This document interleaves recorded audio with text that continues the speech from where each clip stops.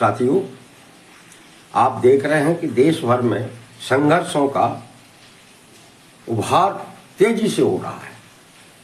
दिल्ली में जंतर मंतर पर छात्र और युवा अपने रोजगार और शिक्षा जैसे महत्वपूर्ण सवाल पर आंदोलन कर रहे हैं।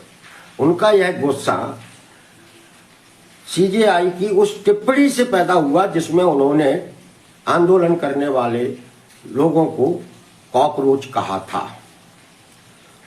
कॉकरोच का मतलब है कीड़े मकोड़े,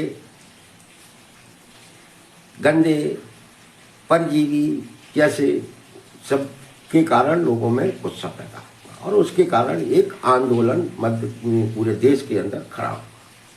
उस आंदोलन की परिणति 20 तारीख को जिस तरीके से हुई वो आप सबने देखा। यह पिछले 14 साल का सबसे बड़ा आंदोलन था और गुस्से में छात्र युवा दिल्ली पहुंचे और पार्लियामेंट तक भी जाने में वो सफल रहे। ये गुस्सा किस लिए पैदा हुआ? एनटीए क्या है? सिर्फ नीट परीक्षा का पेपर लीक होने से इतना बड़ा गुस्सा पैदा नहीं होता।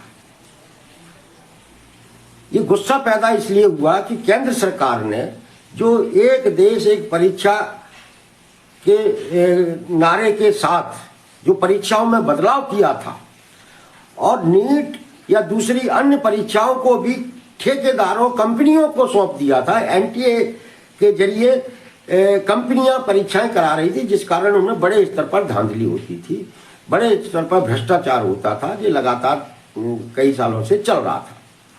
और 2019 में जो एनटीए बना था, नेशनल टेस्टिंग एजेंसी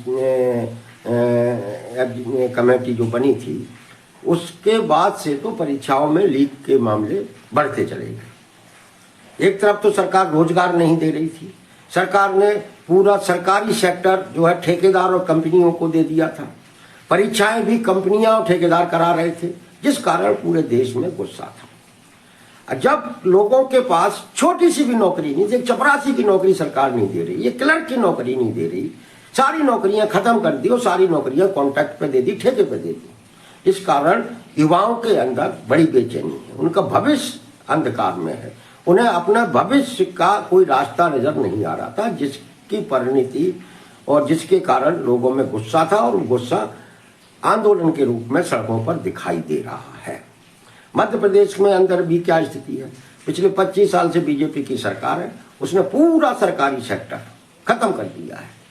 एमपीवी, स्वास्थ्य विभाग, वल्लभ भवन, मंत्रालय, शिक्षा विभाग, जहां देखो वहां पर अस्थायी आउटसोर्स कर्मचारी काम कर रहे हैं, पंचायतों में, स्कूलों में, सब जगह।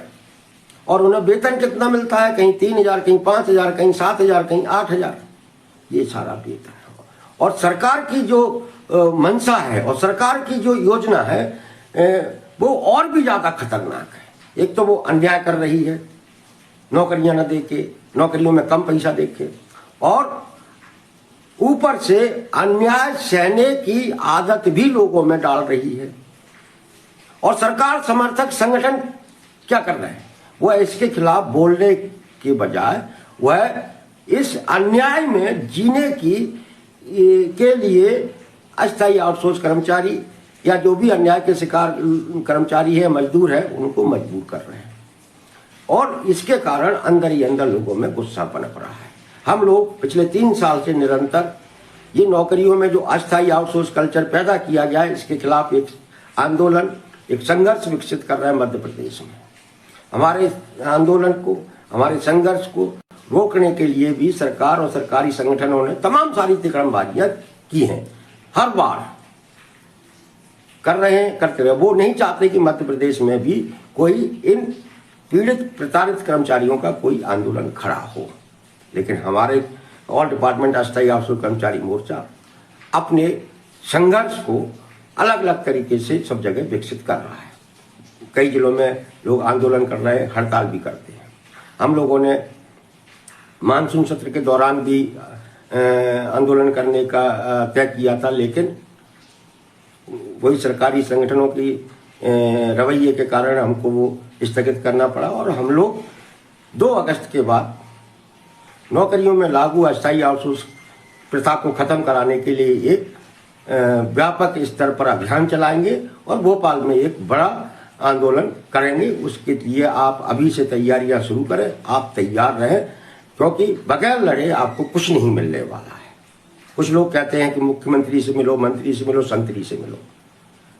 ये मंत्री, मुख्यमंत्री, संतरी अपने संगठनों के नेताओं से मिल लेंगे, ठेकेदारों से मिल लेंगे, कंपनियों से मिल लेंगे, लेकिन मजदूर वर्ग से, कर्मचारी वर्ग के जो संघर्ष करने वाले लोग हैं उनसे नहीं मिलते हैं, क्योंकि उन्हें मालूम है कि इनसे मिलेंगे तो ये कुछ मांगेंगे और वो सरकार कुछ देना नहीं चाहती। सरकार की स्पष्ट नीति है कि आप इसी अन्याय को सहिए और इसी अन्याय में जिंदा रहिए और उसे आपको इस अन्याय को सहते हुए जिंदा रहने की आदत ये सरकार डाल रही है। हमें इस अन्याय को खत्म कराने के लिए अपनी एकता को बनाना पड़ेगा। नमस्कार।